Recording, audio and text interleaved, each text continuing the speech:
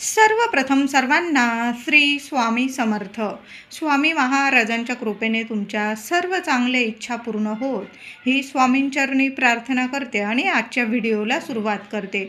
उद्या चैत्र शुक्ल द्वितीया म्हणजेच 20 मार्च 2026 शुक्रवार दिवशी श्री अक्कलकोट स्वामी समर्थ महाराजांचा प्रकट दिन आलेला आहे. आपण सर्व स्वामी भक्त या दिवसाची अगदी आतुरतेने वाट बघत असतो. मनी आहे नाव ज्या स्वामींचे, परी त्यासी या जगी भीती कसली, अशक्य ही शक्य करतील स्वामी. उद्या सर्वांनी एक पायरी चढायची आहे. आयुष्यात कधीच कुणापुढे झुकण्याची वेळ तुम्हाला येणार नाही. स्वामी कधी अशी वेळ तुमच्यावर येऊ देणार नाही. उद्या सर्वांनी स्वामींच्या मंदिरात, केंद्रात, तुमच्या घराजवळ जे मंदिर असेल, स्वामींचं केंद्र असेल, आवर्जून जा. स्वामींच्या मठाची, मंदिराची पायरी उद्या सर्वांनी जरूर चढायची आहे. आपण तर स्वामी भक्त रोजच स्वामींच्या दर्शनास जात असतो. काही व्यक्ती गुरुवारी जातात.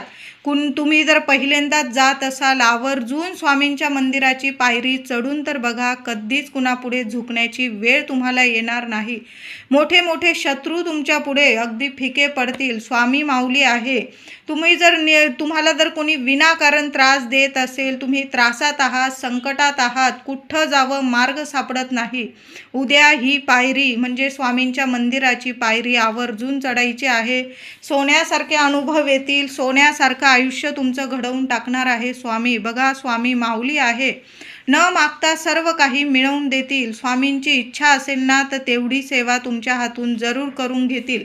तर उद्या स्वामींच्या मंदिरात जरूर जायचं आहे. उद्या लवकर उठा, सर्वांनी लवकर उठा. ब्रह्ममुहूर्तावर उठायचं आहे आणि उद्या सेवा करायची आहे. तुमच्याकडून 21 दिवसांची सेवा राहून गेली, 11 दिवसांची राहून गेली. आता सगळ्यांनी आपण 21 दिवसांची, 11 दिवसांची सेवा तर केलेलीच आहे. ज्यांच्याकडून राहून गेलेली त्यांनी उद्या 1 दिवसाची जरी सेवा केली ना तर तुम्हाला अगदी भरभरून तुम्हाला फळ मिळणार आहे. 21 दिवसाचं फळ मिळेल, 11 दिवसाचं फळ मिळेल, पण उद्या 1 दिवसाची सेवा तरी आवर्जून करायची आहे. आता ज्यांनी 21 दिवसाची सेवा केली, 11 दिवसाची, उद्या सांगता करायची आहे. उद्या लवकर उठायचं आहे. आंघोळीनंतर स्वामींची मूर्ती असेल, फोटो असेल, फोटो स्वच्छ पुसून घ्यायचा आहे. पिवळ्या फुलांचा, तुमच्याकडं जी फुलं असेल, स्वामींना सर्व प्रिय आहे. प्रेमाने, भक्तीने आपण चढवतो ना, स्वामींना प्रिय आहे. स्वामींना हार घालायचा आहे, अष्टगंधाचा तिलक लावायचा आहे. मूर्ती असेल तर पंचोपचार विधिवत पूजन करा.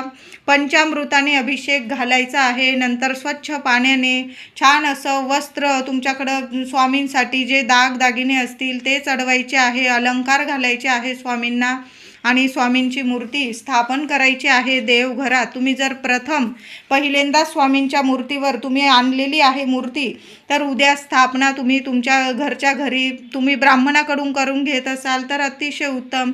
नाही जमलं तुम्हाला, तुम्ही स्वतःसुद्धा स्वामींना प्रथम पाण्याने, पंचामृताने, पुन्हा स्वच्छ पाण्याने अभिषेक करायचा आहे आणि आपल्या देवघरात साध्या सोप्या पद्धतीने आपण देवघरात स्वामींची मूर्ती स्थापन करू शकता. तुम्ही उद्या स्वामींच्या आवडत्या पदार्थांचा एक का होईना पदार्थ महिलांनो जरूर बनवा.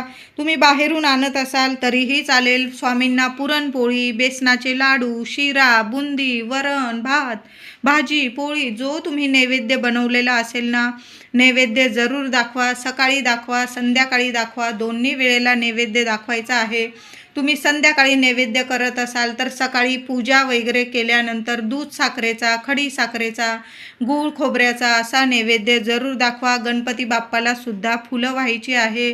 दुर्वा अर्पण करा. स्वामींना पिवळ्या रंगाची फुलं, तुमच्याकडं लाल रंगाची असेल, सर्व प्रिय आहे. स्वामींना भक्तीने पूजन करून तर बघा, स्वामी माऊली आहे. आपल्या सर्व इच्छा जरूर पूर्ण करत असते. तर स्वामींची 1 दिवसाची सेवा आवर्जून करायची आहे. तर उद्या लवकर उठून स्वामींचा अभिषेक वगैरे केल्यानंतर स्वामी चरित्र सारामृताचं 1 दिवसीय पारायण करायचं आहे. तुपाचा दिवा लावून पारायण करायचं आहे. तेलाचा पण आपण अखंड दिवा तर लावतोच, पण जेव्हा आपण स्वामींची सेवा करतो ना, गाईच्या तुपाचा दिवा आवर्जून लावायचा आहे. गाईचं तूप नसेल, तुम्ही जे तूप देवांच्या दिव्यांसाठी वापरतात, चिमूटभर हळद टाकून देत जा.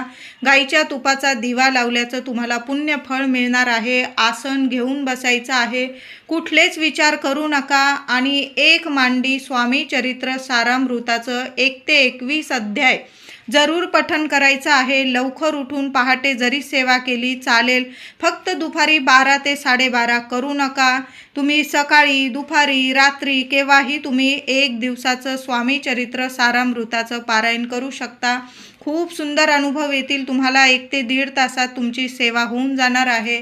आता माझ्या महिला असतील, दादा असतील, ज्यांना एक मांडी बसता येत नाही, पायाचे वगैरे विकार असतील किंवा लहान लेकरं आहे, एवढ्या वेळ बसू देत नाही तुम्हाला, सारखं तुम्हाला उठावं लागत आहे मधून, मग तुम्ही काय करायचं? सकाळी लवकर उठून स्वामींची पूजा वगैरे झाल्यानंतर 7 अध्याय सकाळी वाचा. मुलं वगैरे दुपारी झोपलीत की दुपारी 7 अध्याय वाचा. पुन्हा संध्याकाळी रात्री तुम्ही 7 अध्याय वाचू शकता. अशा 3 बैठकीत सुद्धा तुम्ही स्वामी चरित्र सारामृताचं पारायण 1 दिवसाचं करू शकता. ज्यांना जमतं 1 मांडी तर त्यांनी आवर्जून 1 मांडी पारायण करा. ज्यांना उठबैस करून करावं लागत असेल त्यांनी 3 वेळा बसून जरी केलं, फक्त दुपारी 12 ते 12:30 या अर्धा तासाच्या काळात करू नका. ही दत्त गुरु महाराजांची भिक्षेची वेळ आहे. बाकी संपूर्ण दिवसभरात तुम्ही केव्हाही स्वामी चरित्र सारामृताचं पारायण करू शकता. आता 1 दिवसाची सेवा करत आहोत, मग संकल्प करायचा की नाही? बऱ्याच लोकांना असा प्रश्न पडतो. तुम्हाला नसेल संकल्प करायचा, नका करू. तुम्ही फक्त सेवा रुजू करायची आहे. आता संकल्प केला तर अतिशय उत्तम. तुम्ही घरच्या घरी जरी उजव्या हातात पळीभर पाणी घ्या, गंध अक्षता टाका, 1 फूल टाका, तुमचं नाव गोत्र बोलायचं आहे. तुम्ही स्वामींच्या चरणी 1 दिवसीय सेवा रुजू करत आहात. स्वामींना बोलू नका, काही मागू नका, फक्त निष्फळ सेवा करायची आहे. स्वामी माऊली आहे. आपल्या लेकरांना काय हवं नको, काय योग्य काय अयोग्य सर्व जाणतात. फक्त 1 दिवसाची स्वामी मी ही सेवा रुजू करत आहे, कबूल करून घ्या, गोड मानून घ्या, एवढंच बोला. आणि ते पाणी तांबण्यात सोडायचं आहे, ते झाडांना वगैरे घालू शकता. अशा साध्या सोप्या पद्धतीने तुम्ही कुठलीही सेवा करा. साध्या सोप्या पद्धतीने संकल्प करून घ्यायचा आहे.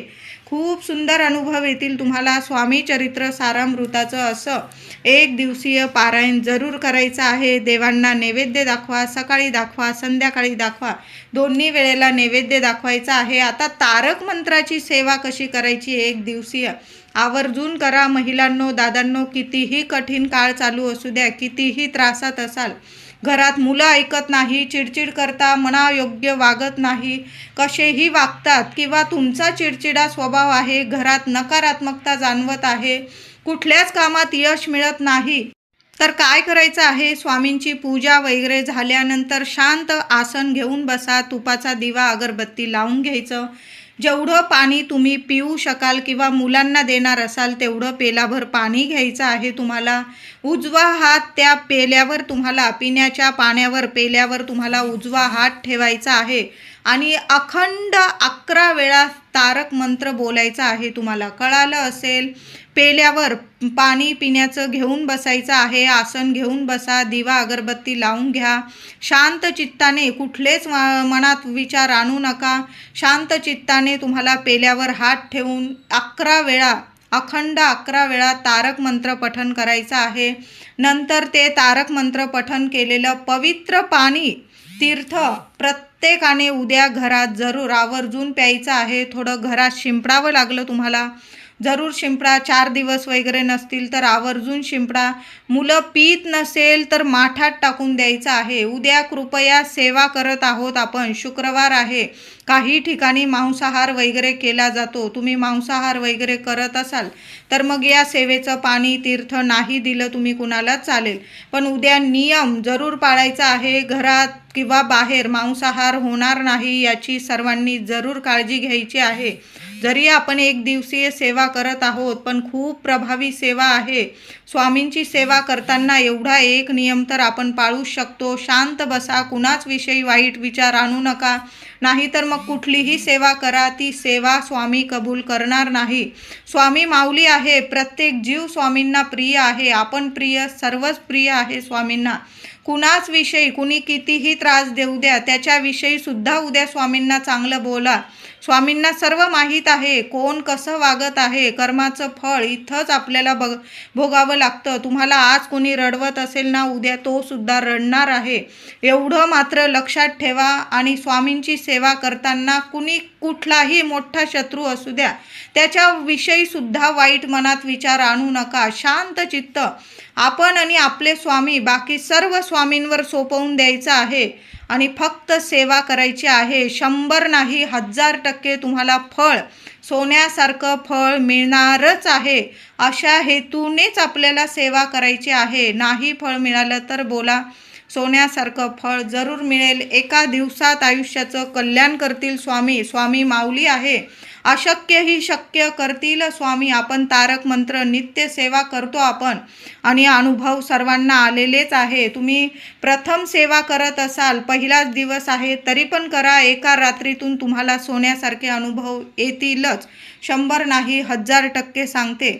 त्याचबरोबर उद्या 11 माळी श्री स्वामी समर्थ, श्री स्वामी समर्थ स्वामींचा मंत्र जरूर जपायचा आहे. सकाळी करा सेवा, संध्याकाळी करा, किंवा तुम्ही मंदिरात जाऊन मंदिरात स्वामींसमोर सेवा करत आहात तिथं करा. स्वामी माऊली आहे, कणाकणात आहे. देवघरात बघाल स्वामी दिसतील तुम्हाला, मठात बघाल स्वामी दिसतील तुम्हाला. बघा, बाहेर एखाद्या वेळेस आपण चिंतेत असतो की आपलं कोण बघेल, आपल्या पाठीशी कोण आहे. अचानक बघा कुठून तरी स्वामींचा फोटो वगैरे आपल्या समोर येऊन जातो.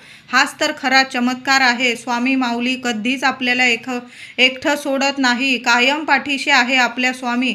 म्हणून 11 माळी जप उद्या सर्वांनी जरूर करायचा आहे. उद्या स्वामींच्या मंदिरात जाताना एक नारळ आणि मूठभर खडी साखर जरूर घेऊन जायचं आहे. त्याचबरोबर तुम्ही स्वामींना नैवेद्यात पुरणाची पोळी, बेसनाचे लाडू, शिरा, बुंदी, तुम्हाला हवा तो नैवेद्य मंदिरात जरूर न्यायचा आहे. पण खडी साखर आणि एक नारळ, श्रीफळ खूप शुभ ठरत असतं. उद्या स्वामींच्या मंदिरात जाताना ना, शांत मनाने फक्त स्वामींना एवढंच बोला, मी फक्त स्वामी तुम्हाला भेटायला आलेलो आहोत. बघा, स्वामी माऊली आहे. आपल्याला हवं नको, काय हवं काय नको, आपल्याला काय आयुष्यात लिहिलेलं आहे, स्वामींना सांगायची गरज नाही. स्वामी माऊली आहे, जाणतात सर्व. काहीच बोलू नका, फक्त स्वामींना शांत चित्ताने स्वामींचं दर्शन घ्यायचं आहे. आणि स्वामींना एवढंच बोला, फक्त स्वामी मी आज तुम्हाला भेटायला आलेलो आहे. बघा, स्वामी माऊली आहे, तुम्हाला खाली हात पाठवणार नाही. स्वामींना फक्त आपल्याकडून खरी सेवा हवी आहे. मनात कुठलेच वाईट विचार आणू नका. शांत चित्ताने मंदिरात जायचं आहे. बघा, भरभरून तुमची झोळी भरून देतील स्वामी. उद्या स्वामींच्या मंदिरात जवळ जर उंबराचं झाड असेल, आवर्जून एक गाईच्या तुपाचा दिवा उंबराच्या झाडाखाली जरूर लावायचा आहे. एक गुळाचा खडासुद्धा उंबराखाली ठेवायचा आहे.